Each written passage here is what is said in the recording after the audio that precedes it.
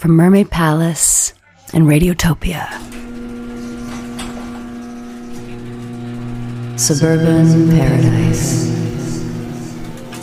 a series of charming and inconsequential creative works made during an era of global ethical crisis, from the unnerving quiet of my dad's suburban garage, aka Studio G, on the heart. I'm Caitlin Prest, coming to you restless and full of existential angst from Studio G. Inspired by the types of things that you might have heard on the radio in the afternoon.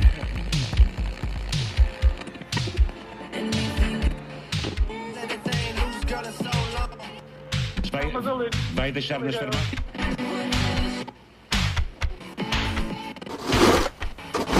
Segment 1.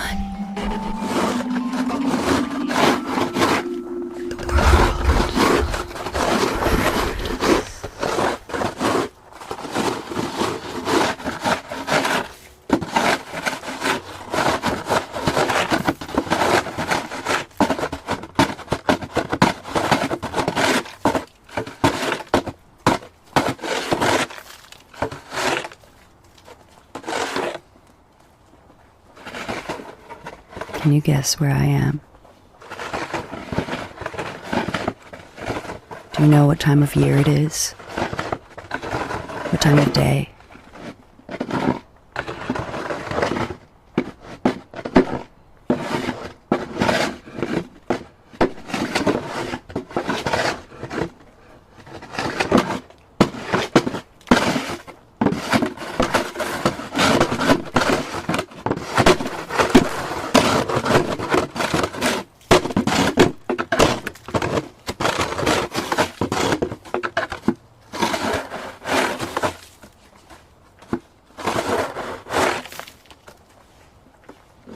Julia Cameron, who made The Artist's Way, talks about attention. Attention is an act of connection. And when we're listening, observing, we're giving the world around us our attention. And in doing that, we're connecting with the world around us and accepting it.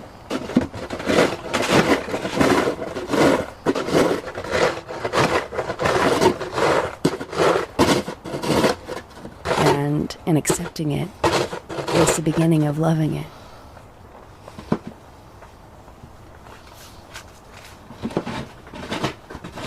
And so Julia Cameron says that the reward that we get for paying attention is healing.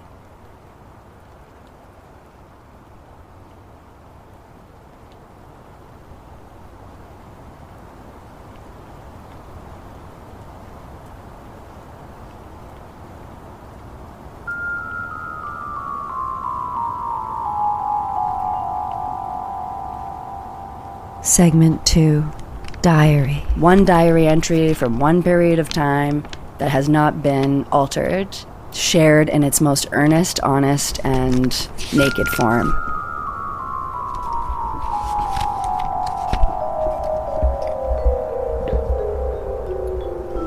October 26th, 2020.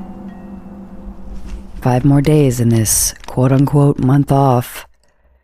Today, I will meditate, I will read my fall prayer, shower, and maybe exercise. Yesterday, Pantelis and I had an epic date. It started off with him remembering I'd said I didn't see a future for us. He brought food. He brought me a present, a candle, and some dried mango. We sat on the couch and held each other, talked more about what it meant that I didn't see a future. A flash in the pan, he said. No, I don't see it that way.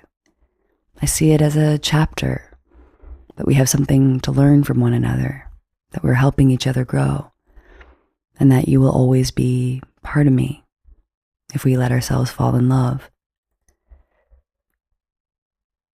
I don't want to waste time. It's a disservice to the great love waiting out there. If I'm with you, I'm in here instead of out there. Do I have to know now if I want you to be my husband? I guess not now. When do I have to know by? December. Okay. Then we kissed. It felt like it could go on and on and on. I didn't want to stop kissing him. He didn't want to stop kissing me. Thank you for being gentle with me, for understanding. We were able to exit. He took me to Cherry Beach. It was the perfect blustery day. Yellow, orange, red leaves being blown off by moody winds. Biking down a dirt path, we biked to a lighthouse. The clouds were moody too, gray and billowing. Little stretches of pink and lavender peeking through. And then the moon, glowing in the gray sea. The water thrashing onto the rocks, oceanic waves, but oceanic waves in but a lake. I watch him watch the water. I watch him help someone take a picture of themselves. I watch him go down to the shore. I wonder if he'll swim. He's such a quiet, tender soul, but passionate at the same time. So sensitive, loving. Apparently has a temper. I can imagine it. I can imagine his dark streaks and his goofy ones. I wonder what he would be like with my friends, my family. I think he would make a good impression on my family. So polite, so gentlemanly. I think about what it would be like to marry him. I think about what it would be like to have his baby. After working on appearances for the past 2 years, I'm starting to think I should just bite the bullet and go for it.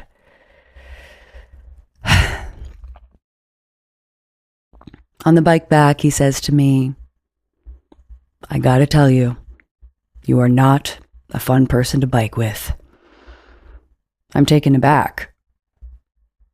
It's because I went really fast and left him in the dust, like I do with Natalie and Dad. I like going fast on my bike. I kind of have to. I have to go as fast as my legs can take. I like biking together, with you. When I bike with you, it's like I'm on my own. I don't think I'll ask you to bike with me again. I slow down. He says he doesn't want to keep me. He wants me to be free. He doesn't ever want me to feel trapped. He seems very upset by me biking ahead in a way that I wasn't expecting. I wonder if he's seeing it as a metaphor for me eventually moving on with my life, leaving him in the dust. I stay slowly biking with him, and he starts to get a little happier. He grabs the back of my bike. If you want to feel the resistance, why don't you just pedal as hard as you can while I pull you back? I pedal. It's true, it's hard. I feel a little bit like a little girl whose dad is helping her learn how to ride a bike. I feel a little bit like a teenager whose tennis instructor is reaching around her waist to show her the right form. He points out 2 swans flying side by side. See, they fly together. It was a good joke. Well timed. We bike together down the bike path all the way to the car. He asks if I want water. I know it's in the trunk, and I say no. He can tell I want it, and he gets it anyway. My feet are frozen, and he's angry at himself for bringing me out in the cold. He says I can keep his beautiful leather mittens.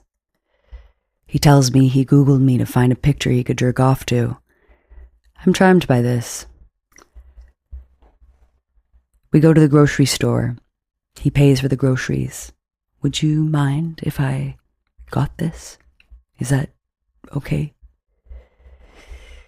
We decide to get beer. He pays again. When we get home, I cook for him. We talk. We listen to Whitney Houston's greatest hits, and he knows every single song. He fixes the lights that burnt out by rewiring them. I feel like a woman in the traditional sense, and it's sexy to me. He comes over and wraps his arms around me while I'm cutting mushrooms and garlic. I go over and wrap my arms around him while he's fixing the lights. He's wearing a wife beater. The PC term is tank top, I realize that. His arms are on display. We begin to slow dance. Our rhythm is perfect. He kisses me and it's beautiful. We eat. We talk about what it would be like if we were married, about how money would work if he was the housewife and I was the breadwinner. I talk about how I want to retire and have my only job be to love and cook and take care of a house. That sounds like a housewife. I say, yes, maybe that's what I secretly want. But then I wonder if it would really satisfy me intellectually. He says he had thought about being a housewife before we'd met. He said if that was going to be the situation, the money would need to be shared. It would have to go into his bank account. I said I would need to make at least $250K per year. He said that was way too much, that no one needs that much money. He said money is not what makes people happy. It just makes them want more money. He eats everything. He says it tastes very, very good. And then he washes the dishes, sweeps the floor. And then he cried and cried and cried, thinking on loop about the fact that if I got pregnant, I might get an abortion. He just kept weeping. It was so touching.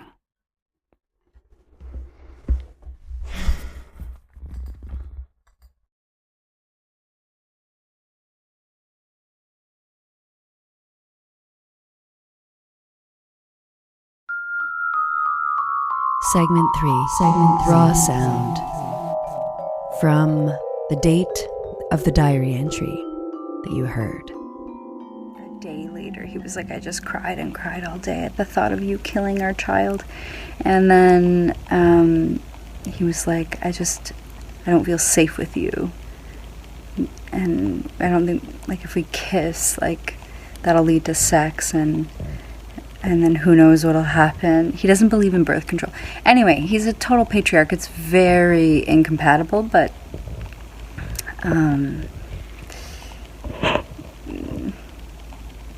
he really loved me, and I liked that, of course. And he was just like, I can't be with someone. Anyway, he broke up with me, and I feel like I got the ball rolling on the breakup, but I felt like I had more power, and it was the nice thing to do, to let him end it with me. But then when he ended it with me, it really hurt my feelings, and I just cried all day. Why am I telling you this? I don't know. I'm a little bit drunk and a little bit high, as you can probably tell. And I drank wine. I drank a lot of wine. Usually my teeth are white. I swear to God. Anyways, I don't know. It's just how I'm doing right now, and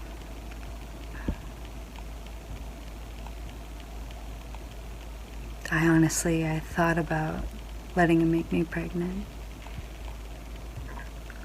I promised him I wouldn't get an abortion. I thought, I'm just the kind of person I can love anybody. How much I love depends on how much I'm loved. If I'm loved really well.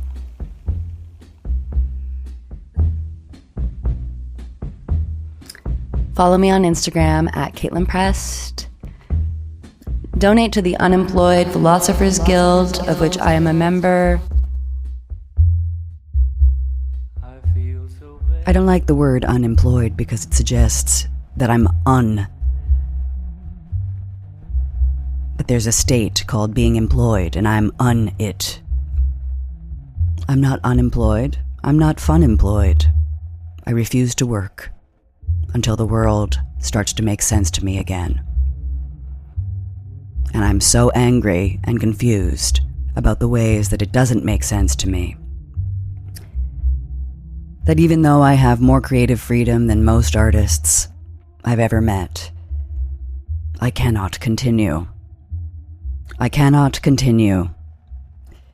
Maybe I'm copying the great sound artist and experimental musician Laurie Anderson. I saw her perform one time and she said something that I never forgot. That there was a period of time where she didn't really leave her bed until she could answer the question, why? I've clearly been leaving my bed a lot.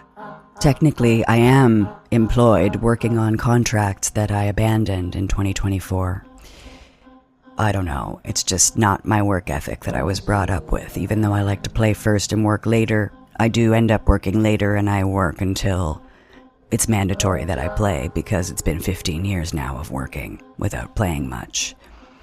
So, that's my long-ass explanation. The credits were way too short and I had to extend them a bit, but the reality is that it's only me, guys. It's just me. You can send me money on Venmo, Caitlin-Prest, or you can donate through PayPal. You can donate... anyway, the links are on the Heart website at Mermaid Palace. The point is, donate. Please donate if you want to support my art. Okay? Okay, bye. This is the hand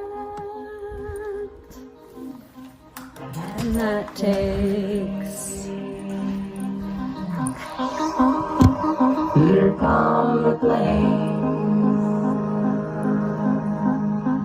They're American planes. They begin to land. Smoking or not smoking?